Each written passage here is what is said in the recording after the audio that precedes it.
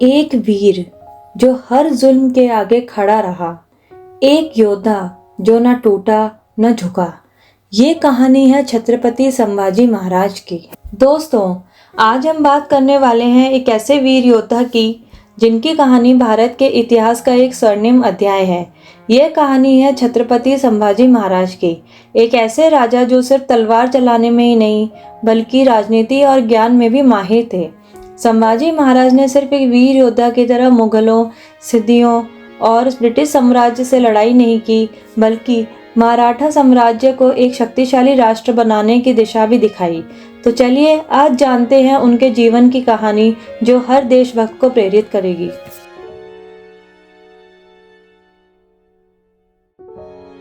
संभाजी महाराज का जन्म 14 मई 1657 को पुरंदर किले में हुआ था।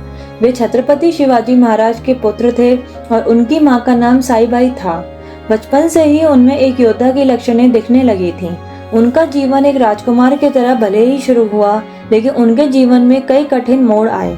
सिर्फ 9 साल की उम्र में उनकी मां का देहांत हो गया, जिसके बाद उनकी परवरिश शिवाजी महाराज के सहयोगी और शिवाजी की दूसरी पत्नी सोयराबाई ने की। उन्होंने सिर्फ युद्ध कला ही नहीं बल्कि संस्कृत, फारसी, हिंदी, उर्दू और पोर्चुगीज भाषाओं में भी महारत हासिल की। वे वेद और शास्त्र के ज्ञानी थे और उन्होंने बुद्धभूषणम नामक ग्रंथ भी लिखा था, जिसमें उनके राजनीतिक और सामाजिक विचार व्यक्त किए गए हैं। उनकी प्रतिभा का अनुमान इस बात से लगाया जा सकता है कि ये सिर्फ एक मराठी नहीं बल्कि एक विद्वान भी थे।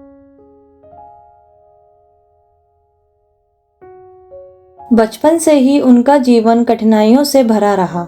राजा राम और उनके विरोधियों के कारण उनके जीवन राजनीतिक उथल-पुथल से भरा रहा।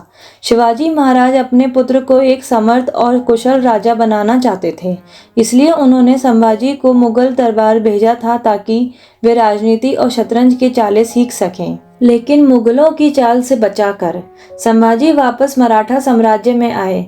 उनके जीवन का एक और कठिन मोड़ तब आया जब सोयराबाई ने उनको राजगद्दी से अलग करने की साजिश रचनी शुरू की, लेकिन ये हमेशा शिवाजी महाराज के सपनों को आगे बढ़ाने के लिए प्रबल रहे और मराठा साम्राज्य की रक्षा की।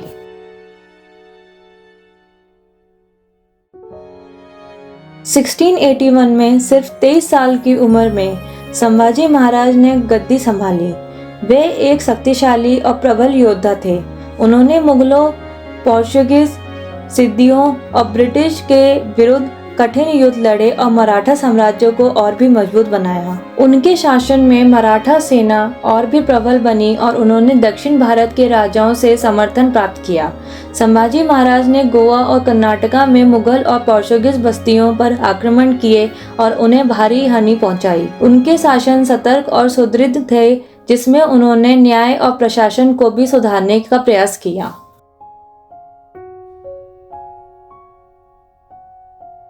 औरंगजेब और संभाजी महाराज के बीच की युद्ध सिर्फ राजनीति नहीं थी, बल्कि यह एक सोच की तकरार थी।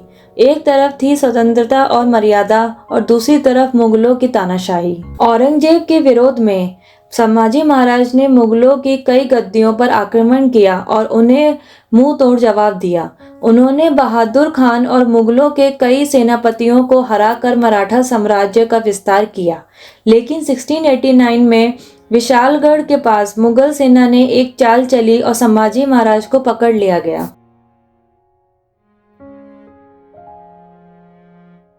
औरंगजेब ने उनसे धर्म परिवर्तन करने को कहा, परंतु संभाजी महाराज एक भी पल के लिए नहीं झुके। 40 दिन तक उन पर अत्याचार किया गया, परंतु वे अपने सिद्धांतों पर अटल रहे। अंत में 11 मार्च 1689 को उनका निर्दयी हत्या कर दी गई। उनका अंतिम संस्कार भी नहीं करने दिया गया, लेकिन उनका बलिदान व्यर्थ नहीं गया। उनकी शहादत के बाद मराठा सेना और भी बलशाली हो गई और उन्होंने मुगलों को हराया।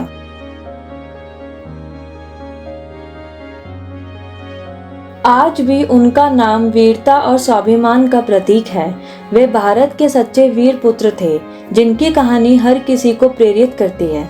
संभाजी महाराज का जीवन हमें सिखाता है कि स्वतंत्रता और स्वाभिमान से बढ़कर कुछ नहीं होता।